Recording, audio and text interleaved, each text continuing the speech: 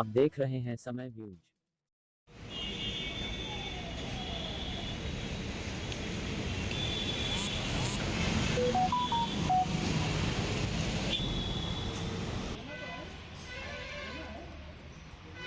बाबा साहब डॉक्टर भीमराव अंबेडकर जयंती पर श्रद्धा सुमन अर्पित कर काटा गया केक।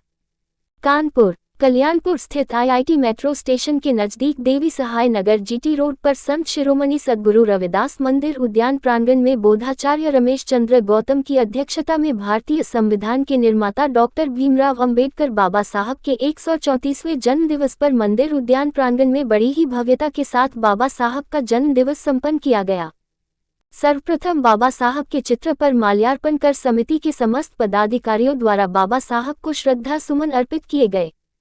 तत्पश्चात बाबा साहब के आदमकद मूर्ति के समक्ष बाबा साहब का जन्म दिवस के अवसर पर केक काटकर बड़े ही धूमधाम के साथ बाबा साहब की जयंती मनाई गई।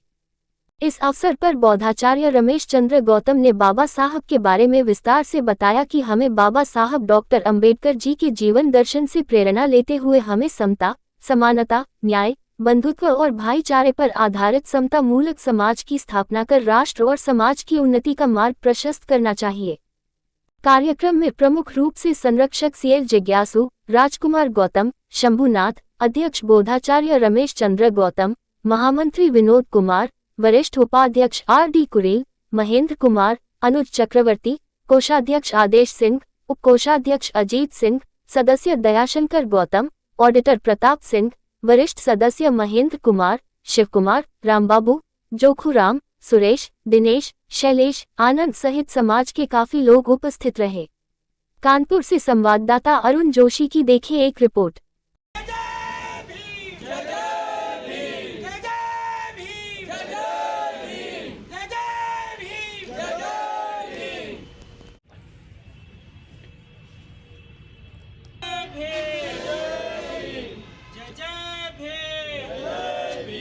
चलो काटो के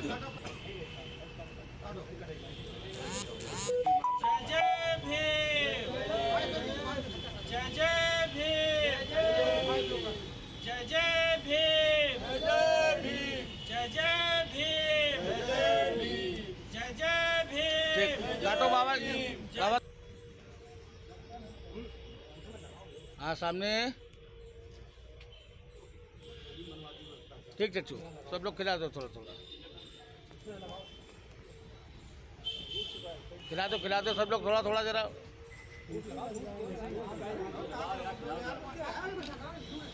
हाँ बस ऐसे हाथ, अरे चेहरा छिप रहा है।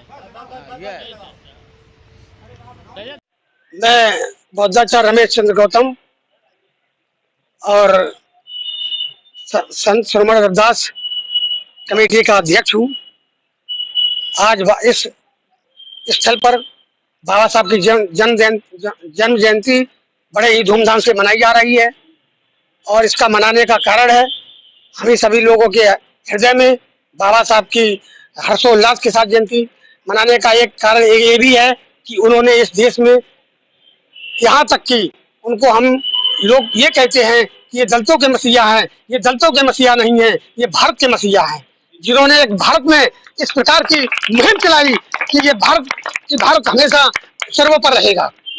जब इस प्रकार की जब बात आती है तो अनुच्छेद 4A में स्पष्ट बाबा साहब ने कह दिया है कि इस देश में अनुच्छेद 19A के तहत हमें बोलने का अधिकार दिया है, अनुच्छेद B के तहत हमें सभा करने का अधिकार दिया है, अनुच्छेद C के तहत हमें संघ बनाने का अधिकार दिया है, अनुच्छेद D के तहत भारतवर्ष में हम कहीं भी जा सकते हैं और अनुच्छेद E के तहत हम भारतवर्ष में किसी भी स्थान पर कहीं भी जाकर के बस सकते हैं।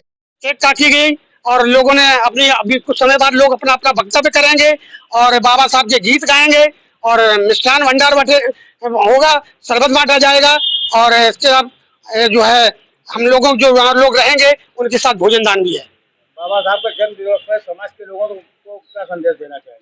बाबा साहब के जन्म दिवस पर समाज के लोगों को हम यही संदेश देना चाहते हैं कि इस देश की एकता और अनेकता को हमेशा कायम रखें, अखंडता और एकता को हमेशा कायम रखें। इस देश में कभी खंड ना होने दें, अखंड रखें, तभी देश की भलाई है।